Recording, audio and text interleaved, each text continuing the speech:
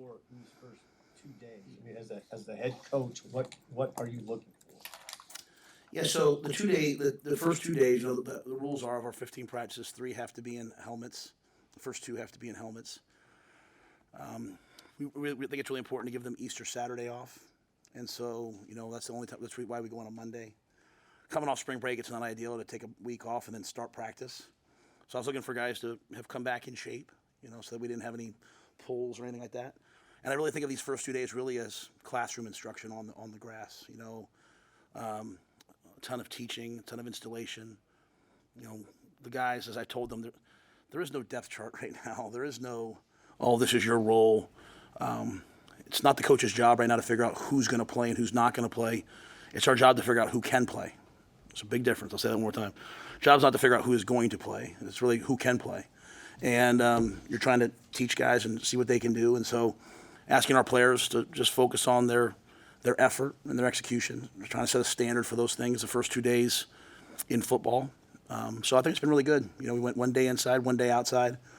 Obviously, we're practice fields are torn up right now, so there's some limitations, but we're blessed with elite facilities, and we're able to get out there and get some work in. How does the large number of players who are new to the program, both freshmen and transfers, impact the way that you get into this spring and what you look to accomplish? I haven't really felt a ton of like, oh wow, there's a lot of guys who don't really get what we're doing. I think the veteran leadership is so pronounced. They kind of know what to do, and so the guys have just kind of come in and dug right into the rhythm of it. I think we have a lot of new staff, and so that I sometimes maybe feel that maybe a little bit more, but we just want to get everyone out there, like I said, and just really teach them the scheme, but really also the standards that we want to have in terms of how hard we expect the guys to play and the execution that we're expecting from them. And I think everyone's taken advantage of that. And I think we've done a good job of, as the rules allowed, including football in the offseason more than we ever have, so that we can get to here and it, not be we're starting football. We've immersed within the training periods and the mat drill periods and all that. We've immersed a lot of football. So I think the guys are more prepared than ever. So I haven't really felt, honestly, Mitch, what you'd think with the numbers. I haven't really felt like, wow, there's just a ton of new guys out here. It feels kind of seamless, which is a good thing. I know it's really early, but have you seen, because of the football stuff you've done prior to spring, the QBs and wide receivers be able to gel well at this point? Or can you even tell that? Yeah, I think we're just we're in a teaching phase. There's so much work that has to be done, and Dana is very demanding with what he wants in the passing game, and so I don't foresee him feeling very excited anytime soon. He's like I said, he's done something. He's done this for a long time, and he knows exactly what he wants, and so. We sat there and watched as a staff yesterday the one-on-ones, and I learned so much just listening to him talk, and so it was great. So they've put a lot of work in, but right now it's just kind of, like I said, it's a different phase, more coordinated stuff. And Thursday we'll put the pads on, we'll change a little bit more. And Coach, are there any guys that will make position switches this spring or experimenting new positions for you guys? Man, that's a great question. I can't think of anyone specifically. Rowdy Bauer, we moved him to safety. I think Rowdy's got a chance to play here, so I wanted to, he did a really nice job as scout team running back, really good athlete, but moved him over to defense, because you obviously play more safeties than you play running backs probably. I'd feel really bad if there's someone obvious that I'm missing, so I don't mean to be disrespectful. I just can't think of anyone's, Yeah, Jaden's playing receiver, yeah. Jaden's playing receiver. Hofkin's still a D-line. You talking about spring being a time for experimenting with position changes or scheme changes. Is there more of that because of the staff turnover and so many new coaches, or is there less of that as they get to know the guys a little bit? Well, as it pertains to scheme, our offense pretty much looks like what it looked like in the bowl game. I think Dana kind of sat down and while we were out recruiting, really kind of looked at like what are the best things that we do and what are the things that we really believe in, and we've kind of like focused in on those things. Defensively, I think, we're looking at, hey, who are the best players and how do we get them on the field? We also, are trying to do a nice job of just teaching a couple base fundamental, defenses that we can go to no matter what. So we're probably simplified a little bit defensively right now. And then obviously X bringing in a, new special team system. So every day there's something new there, in terms of the way that we're teaching it. In terms of position changes, like as we go, we're always gonna, if we think a guy has a chance to be, if a guy has a chance to be a better player at another position, then we'll talk to them about it. It's getting harder and harder and harder sometimes to get guys to do that. It's funny. I was talking to Heinrich's father out there at practice, and the decision he's made, to stay here and change positions. I was even saying this earlier. Not as many people want to do that anymore, and it's not that, hey, you can't play position X. It's just we think you'd be better at position Y, and so that's it's kind of the thought process when we do it, and for guys who give it a shot, But I don't see a ton of that right now. I think we have got a lot of guys in the right positions. Seeing at Pro Day real quick, Dylan out there, looks like he's maybe already met some of the objectives that you laid out. Yeah, I felt really bad. I mean, I thought it was really poor on some people's parts. Like, if you went back and listened to what I said he knows he can't be 240. I didn't say he was 240. so people ran with that, and it's unfortunate, right? I mean, I'm very marked with how I say things. I say things a specific way, and all I said was he knows he can't be something. But he already was. I mean, he's done a really nice job with his body, and he's continuing to do that. He's a big man. He's gonna be a big man. You know why? When I was growing up early in football, you wanted a big quarterback because they stay healthy, they're durable, they don't get pulled down in the pocket, they don't get knocked down. He's got big hands. He'll be able to throw in all types of weather. He'll be able to throw. So I think his size is. He's never going to be X, but he's been really focused this offseason on, hey, I'm going to get myself to the right weight, get myself down to where I want to be. And I think, as you said, I think you can already see it. But, I always feel bad when there's enough ire out there. When I bring that to somebody with something I said, but I think I was pretty specific in that he just knows what he doesn't want to be.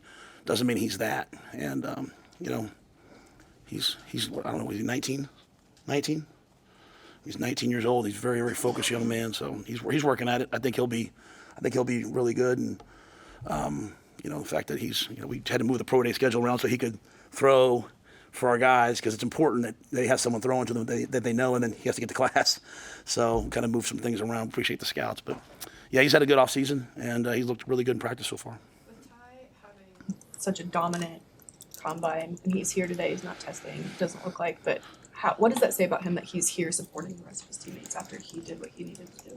Well, and I think he's going to do drills. I think there's some coaches here to do drills, but Ty was back the next day. I mean, like he's back 2 days later. Where a lot of guys would probably go back to Arizona or someplace and train. He's here. He's in the training table. I think it speaks a lot to our facilities. I think it speaks a lot to the people that we have here. That him and Fedoni went to the combine and they came right back here, and they're eating upstairs in the training table. They're lifting in here. But Ty's a great teammate. He's going to be out there to support the fellas. I mean, and we have, like I said, we have some. I mean, he would be here for Nash alone, let alone everybody else. So, like I said, we have some guys that didn't go to the combine that I thought should go to the combine, and I think will be good players. Deion Sanders has put out there the possibility of playing or practicing with another team in the spring. How would you feel about that? Are you in favor of something like that? I think if they ever passed something like that, then I would do it. But I think it's like I think the possibility of that is so remote. That it's if they did it, I would look at it. But otherwise, it'd be just me surmising about something I don't think probably will happen. But if they did, I certainly would look at it. But do you have any idea why that couldn't happen? I just think it's just outside the current playing rules. I just think it would take maybe it'll happen. Shoot, who knows? I have no idea. I just, it's just so far out there. Like, I remember being in a meeting at one point, and we were talking about the Big Ten, like instead of playing 1 versus 2. I think Coach Harbaugh, someone brought up, well, you know, 1's already won. Why don't we play 2 versus 3? You know, and there was so many rules around who can play when and all that it just seemed like it was a non-starter. So I don't know. I mean, if anybody can do it, Coach Sanders can. You know, and I know Fran jumped in there, and you know, Fran's someone that I've known a long time. You know, if anybody can get it done, they will. You know, but you know, if that happened, though, I would certainly look into all that has to offer. You did joint practices with another team when you were in Carolina, didn't you? Yeah, not the first year was COVID, but we did it the second year. We did it with the Ravens and the Colts, and then my third year we did it with the Patriots. So I think there's a lot of value at that level to a joint practice, you know, because you know, guys have a chance to, you know, see a different scheme and, you know, see some different players, and you know, you can really evaluate some guys. So. A lot of second and third year defensive backs that I know you think have a lot of potential. How excited are you to see how they can maybe push the competition and just feed off each other? Yeah, we got a lot of guys who are big, fast, explosive that we've recruited. Now we've had to develop, and I think Addison's a great secondary coach. I think he'll do a great job with those guys.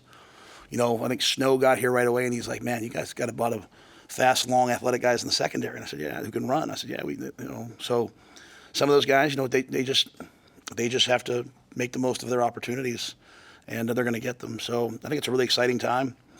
You know, we have some guys who played a lot of football back there, but we also have a lot of other guys that I know can play, and so this is their opportunity. This is their time.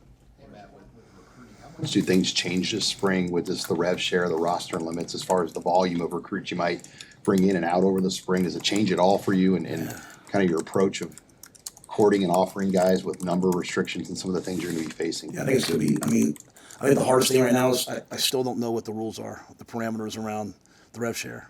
So, you know, if you're a coach who doesn't care about saying something and then having to go back on it, it's really a great time. You can promise someone $700,000 and then, you know, pay them $50 and say, oh, if you were like, man, I really don't want to say something I can't follow up on. It's a hard time to make a lot of promises when you don't know, you know, is third party NIL really going to be gone? Is it going to be around? Is rev share going to happen? You know, so I just think it's a time of great uncertainty, but also looks like there might be some certainty. I think I've never felt more like third party NIL might be limited than I do now. I've always kind of like, I don't know about that. I think there's a chance of it happening, so I'm preparing for that. You know, whereas before it was like offer, take, recruit. Now it's what's the value? You know, like how much you want to pay for this and this player and this position. And so, you know, but there's so many unknowns. So I think it limits maybe like, hey, you know, how many players are you going to take? You know, the 105, how that all plays out is going to be interesting too. So we are, I think, probably just being very measured right now, trying to figure out, you know, how exactly this goes. And with the knowledge of, you know, most kids, you know, commit after the, you know, June visits. Even if they've committed now, some kids commit and then they're still going to take 5 visits. I mean, it's just a different world. So we're prepared to, you know, have great June visits, and then we're prepared to recruit all the way up until signing day and be as aggressive as anybody in the country. It's just right now we're just making sure they're the right people, because there's a different value associated now. Now it's no longer just a scholarship. It's, hey, what are we willing to do beyond that? And that's, you know, there's a lot of schools that have benefited from unlimited bank accounts. If this is limited, then it changes everything. You know what I mean? So, as I said to everybody the other day, if you know, if every team gets, I don't just say in 2026, if every team gets 16 million and every kid wins 500,000, you can have how many players? And the staff, a couple guys said pretty quickly, 32. You have 32 players make money. So for every recruit that wants 500 grand, you know, there's only 32 spots of that. So, you know, how are you going to break this up? And that's where Pat's going to be so valuable, because, you know, this is his world. His world is, you know, there's lots of guys who can evaluate. There's lots of guys who can recruit. His world is valuation. Hey, where do we put people? And so I think we're going to be really limited in terms of how we do it. I think camps are going to have different, you know, more value than ever, you know, because camps, not only find out who you want, you're also finding out when you watch them live, like what's their value, you know, early on. You're going to win. The teams that win will probably win with older players, kind of like you're seeing in basketball. But to get them in the door, you're going to have to be willing to know what you're going to recruit them for. So Ty Robinson's a much different player now than he was when we got here. So it's a fun time though to figure all this stuff out. I mean, it's a lot of the people that figure this out the best and are the smartest are going to win in the new model. You can no longer, some people might, but you can no longer just stockpile players through money, and so we'll try to do it better than anybody else. You look at the defensive line room, right? You have a lot of younger guys who've played, right, but they haven't started, and the production hasn't necessarily, needed for them because of Nash and because of Ty. What is that challenge for guys like that who've played at the Power 5 level, but now there's the added pressure of, all right, now I got to go out, I got to be the guy, I have to be the producer. Yeah, that's a great question. I think every player that wants to be successful just really should control the things that they can control, and that's their effort, that's their craft, their execution. We play with great, good things will happen. I tell the coaches, I really believe in letting players prove us right. Sometimes players feel like they got to prove you wrong, prove us right. I think we're going to have one of the best D lines around, and we're replacing a bunch of really good players. But we got a bunch of really good players, and it's sometimes more fun to look at it like, oh, we lost this guy, but we're bringing in this guy to replace him. But there's a reason why I recruited those guys 2 years ago, you know what I mean? So that they could have time in the weight room. I was sitting out there with Jay Foreman at practice, and he was talking about some of the guys' bodies on the O-line. He's like, look at Preston, look at Bricks, look at, those guys were big recruits. We beat a lot of good people on, and they're just patiently waiting their turn. And that to me is our secret sauce here at Nebraska. Is like we have a training table, a commitment to nutrition, we have a commitment to sports science, recovery, and the weight room that allows players to get developed. And so I'm expecting Riley to go out there and be a great player. I'm expecting Keona, I'm expecting Elijah, I'm expecting, Cam, I'm expecting all those guys. They've been in the program for a couple years. Elijah Judy got here, he was 270 some, he's now 300 pounds, right? It's his time, and they'll be great. So, Mitch, you had something else, I'm sorry.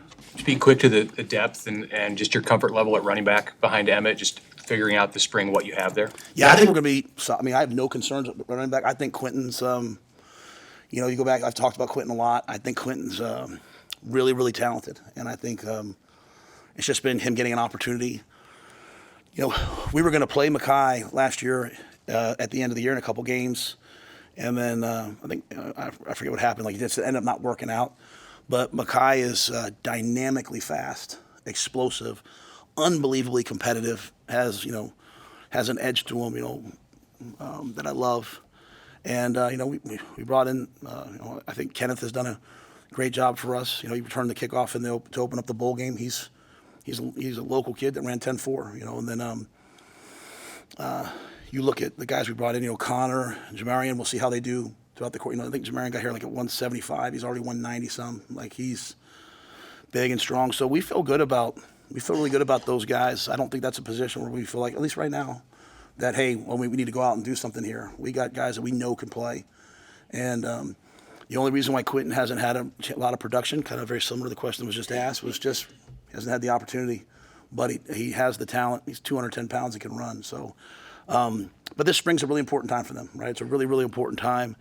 And the last thing I'll say about that, they all have the ability to, catch the football. And the offense that we want to be moving forward, you're going to have to be able to run the football, catch the football, and pass protect. And we want to be a 50-50 balanced offense. And Quentin can really catch the football. Mackay can really catch the football. Kenneth can really catch the football. Now we'll see, the young guys, I think they can, but, they have to show me they can do it. Anything else?